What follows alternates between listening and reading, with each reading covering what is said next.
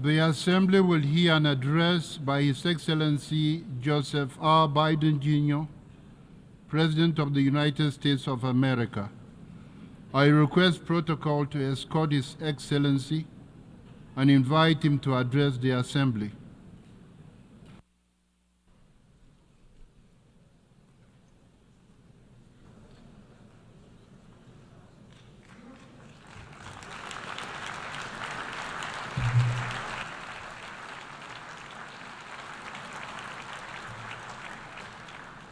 My back.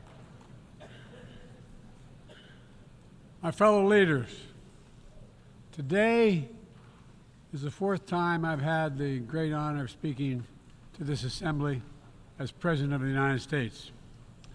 It'll be my last. I've seen a remarkable sweep of history. I was first elected to office in the United States of America as a U.S. Senator in 1972. Now, I know I look like I'm only 40. I know that. I was 29 years old. Back then, we were living through an inflection point, a moment of tension and uncertainty. The world was divided by the Cold War. The Middle East was headed toward war. America was at war in Viet Nam. At that point, the longest war in America's history. Our country was divided and angry, and there were questions about our staying power and our future. But even then, I entered public life not out of despair, but out of optimism. The United States and the world got through that moment. It wasn't easy or simple, without significant setbacks. But we would go on to reduce the threat of nuclear weapons through arms control, and then go on to bring the Cold War itself to an end. Israel and Egypt went to war, but then forged a historic peace.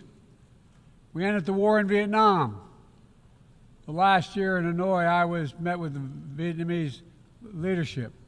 We elevated our partnership to the highest level. It's a testament to the resilience of the human spirit and the capacity for reconciliation. That today the United States and Vietnam are partners and friends. And it's proof that even from the horrors of war, there's a way forward. Things can get better. We should never forget that. I've seen that throughout my career. In the 1980s, I spoke out against apartheid in South Africa. And then I watched the racist regime fall. In the 1990s, I worked to hold Milosevic accountable for war crimes. He was held accountable. At home, I wrote and passed the Violence Against Women Act to end the scourge of violence against women and girls, not only in America, but across the world, as many of you have as well. But we have so much more to do, especially against rape and sexual violence as weapons of war and terror. We were attacked on 9/11 by al-Qaeda and Osama bin Laden. We brought him justice. Then I came to the presidency at another moment of crisis and uncertainty. I believed America had to look forward. New challenges, new threats, new opportunities were in front of us. We needed to put ourselves in a position to see the threats, to deal with the challenges, and to seize the opportunities as well.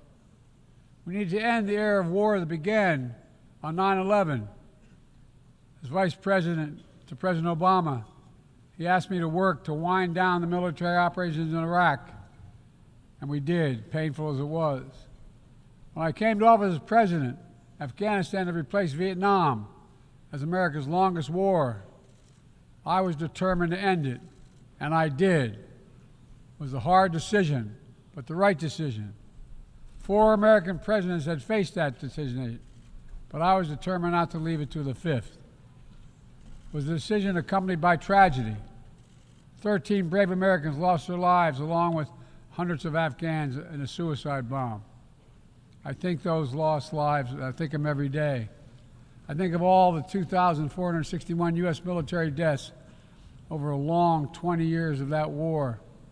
20,744 American servicemen wounded in action. I think of their service, their sacrifice, and their heroism. I know other countries lost their own men and women fighting alongside us. We honor their sacrifices as well. To face the future, I was also determined to rebuild my country's alliances and partnerships to a level not previously seen. We did just that, from traditional treaty alliances to new partnerships like the Quad with the United States, Japan, Australia, and India. I know many look at the world today and see difficulties and react with despair, but I do not. I won't. As leaders, we don't have the luxury. I recognize the challenges from Ukraine to Gaza to Sudan and beyond. War, hunger, terrorism, brutality, record displacement of people, a climate crisis, democracy at risk, strains within our societies, the promise of artificial intelligence and its significant risk. The list goes on. But maybe because all I've seen and all we have done together over the decades, I have hope. I know there is a way forward. In 1919, the Irish poet William Butler Yeats described a world, and I quote, "where things fall apart, the center cannot hold, mere anarchy is loosed upon the world," end of quote. Some may say those words describe the world not just in 1919, but in 2024. But I see a critical distinction. In our time, the center has held. Leaders and people from every region and across the political spectrum have stood together, turned the page. We turned the page in the worst pandemic in a century. We made sure COVID no longer controls our lives. We defended the UN Charter and ensured the survival of Ukraine as a free nation. My country made the largest investment in climate, clean energy, ever anywhere in history. There will always be forces that pull our countries apart and the world apart. Aggression, extremism, chaos, and cynicism. A desire to retreat from the world and go it alone. Our task, our test, is to make sure that the forces holding us together are stronger than those who are pulling us apart. That the principles of partnership that we came here each year to uphold can withstand the challenges. That the center holds once again.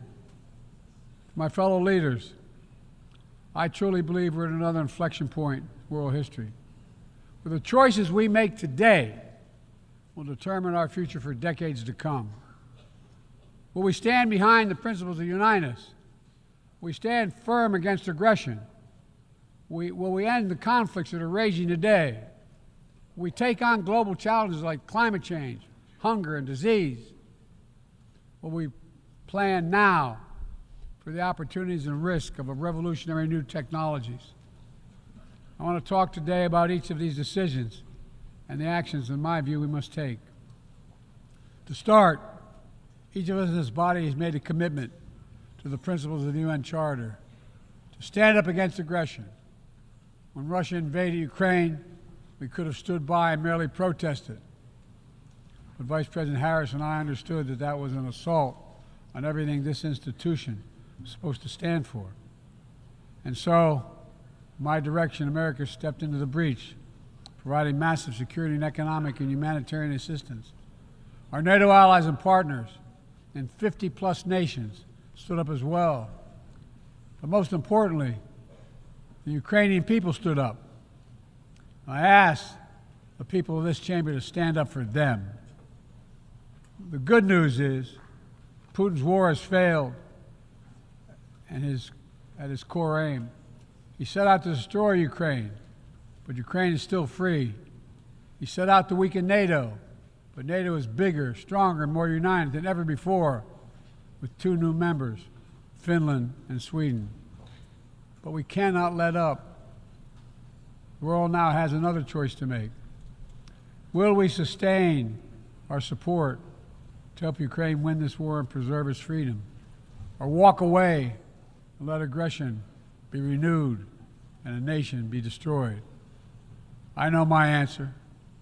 We cannot grow weary. We cannot look away. And we will not let up on our support for Ukraine, not until Ukraine wins a just and durable peace in the UN Charter.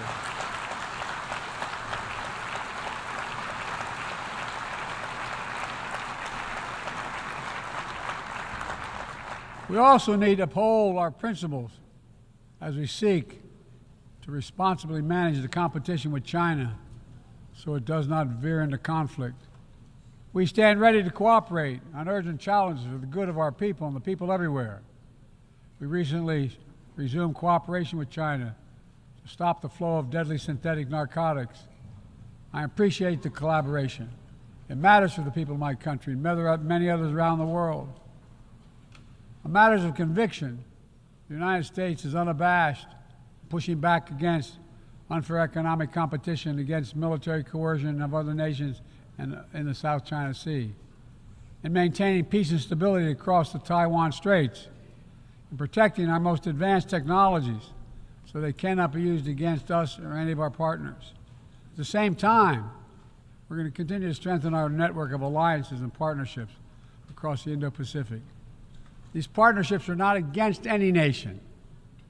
They're building blocks for a free, open, secure, and peaceful Indo-Pacific. We're also working to bring greater measure of peace and stability to the Middle East. The world must not flinch from the horrors of October 7th.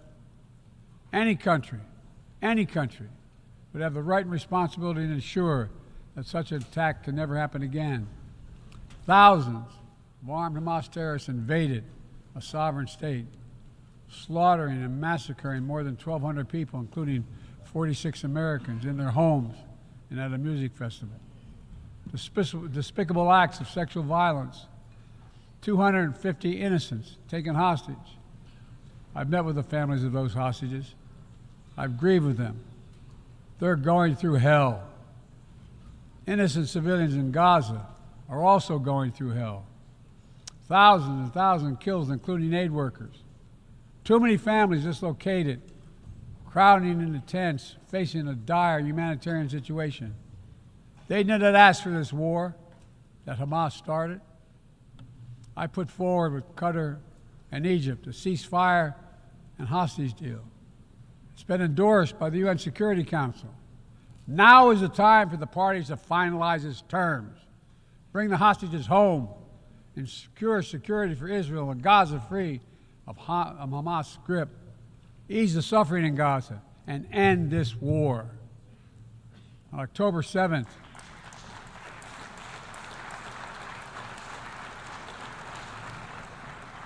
since October 7th, we've also been determined to prevent a wider war that engulfs the entire region. Hezbollah, unprovoked, joined the October 7th attack, launching rockets into Israel. Almost a year later, too many on each side of the Israeli-Lebanon border remain displaced. A full-scale war is not in anyone's interest. Even if the situation has escalated, a diplomatic solution is still possible. In fact, it remains the only path to lasting security to allow the residents from both countries to return to their homes and the border safely. And that's what we're working tirelessly to achieve. As we look ahead, we must also address the rise of violence against innocent Palestinians on the West Bank and set the conditions for a better future, including a two-state solution where Israel enjoys security and peace and full recognition and normalized relations with all its neighbors, where Palestinians live in security, dignity, and self-determination in a state of their own.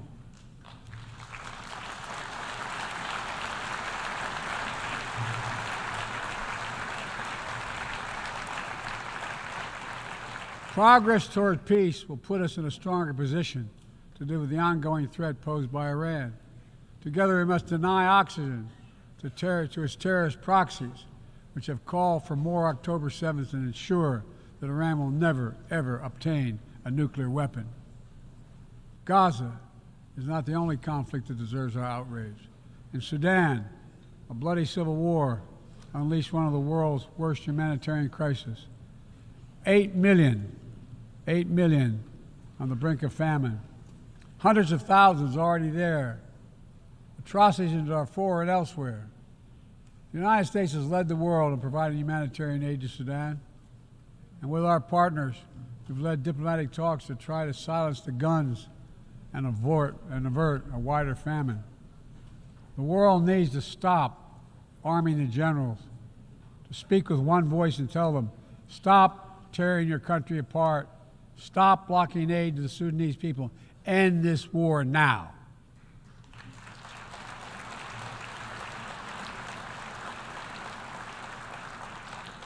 But people need more than the absence of war. They need a chance to live in dignity. They need to be protected from the ravages of climate change, hunger, and disease. Our administration has invested over $150 billion to make progress and other sustainable development goals.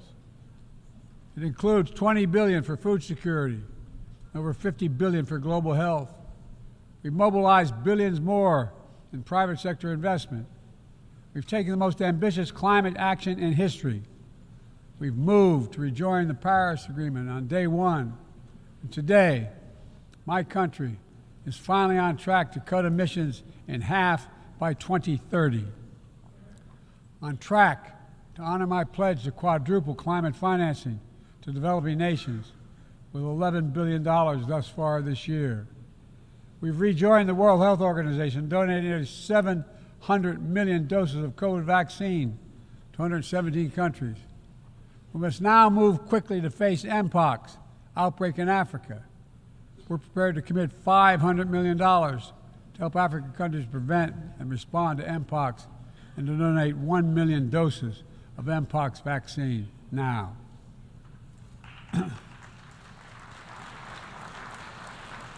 We call on our partners to match our pledge and make this a billion-dollar commitment to the people of Africa. Beyond the core necessities of food and health, the United States, the G7, and our partners have embarked on an ambitious initiative to mobilize and deliver significant finance to the developing world. We're working to help countries build out their infrastructure, to clean energy transition, to the digital transformation, to lay new economic foundations for a prosperous future. It's called the Partnership for Global Infrastructure and Investment. We've already started to see the fruits of this emerge in Southern Africa and Southeast Asia and in the Americas. We have to keep it going. I want to get things done together. In order to do that, we must build a stronger, more effective, and more inclusive United Nations.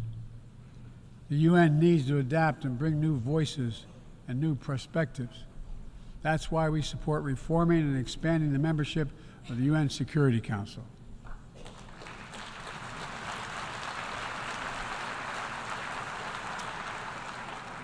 Our UN ambassador just laid out our detailed vision to reflect today's world, not yesterday's.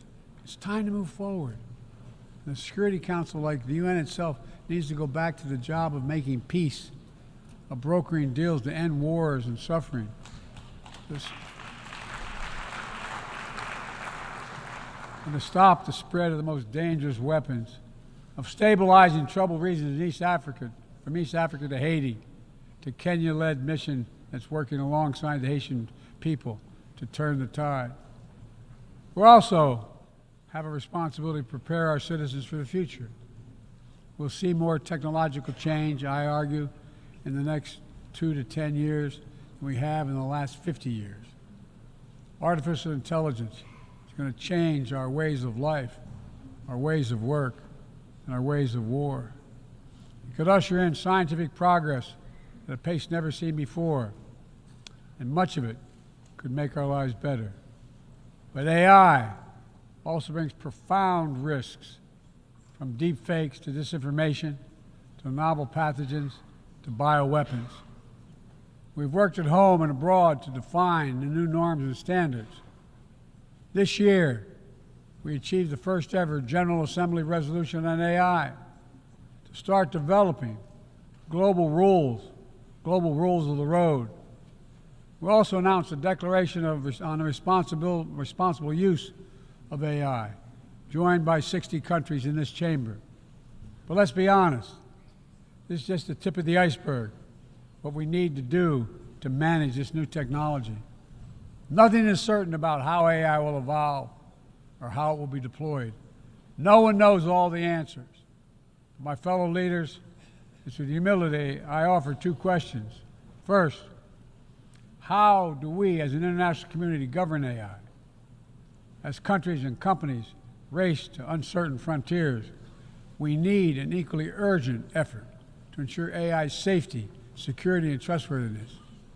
As AI grows more powerful, it also must grow more responsive to our collective needs and values. Benefits of all must be shared equitably. It should be harnessed to narrow, not deepen, digital divides.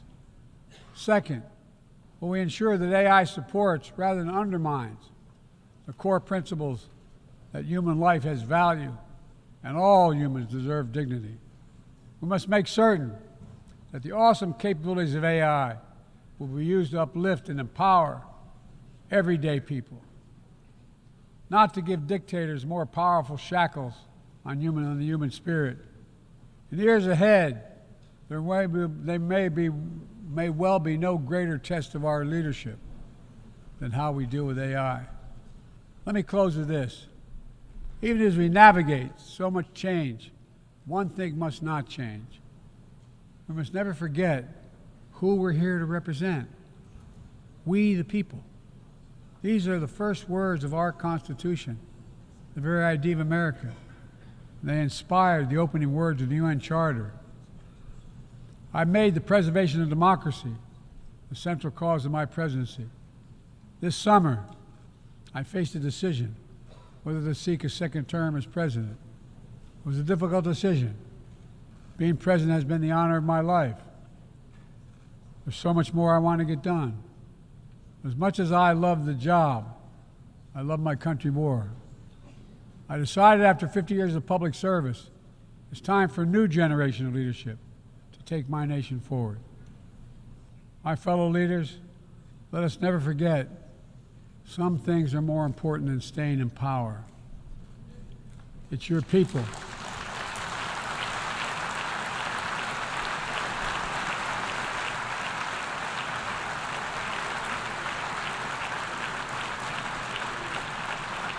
It's your people that matter the most.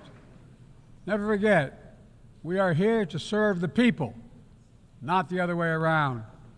Because the future will be won by those who unleash the full potential of their people, to breathe free, to think freely, to innovate, to educate, to live and love openly without fear. That's the soul of democracy. It does not belong to any one country. I've seen it all around the world, and the brave men and women who ended apartheid, brought down the Berlin Wall, fight today for freedom and justice and dignity. We saw it, that universal yearning for rights and freedom in Venezuela, where millions cast their vote for change that hadn't been recognized. But it can't be denied. The world knows the truth. We saw it in Uganda, LGBT activists demanding safety and recognition of their common humanity. We see it in citizens across the world peacefully choosing their future. From Ghana to India to South Korea, nations representing 1/4 of humanity who will hold elections this year alone. It's remarkable, the power of we the people, that makes me more optimistic about the future than I've ever been. Since I was first elected to the United States Senate in 1972, every age faces its challenges. I saw it as a young man. I see it today. But we are stronger than we think. We're stronger together than alone. And what the people call impossible is just an illusion. Nelson Mandela taught us, and I quote, "It always seems impossible until it's done. It always seems impossible until it's done." My fellow leaders, there is nothing that's beyond our capacity if we work together. Let's work together. God bless you all, and may God protect all those who seek peace. Thank you.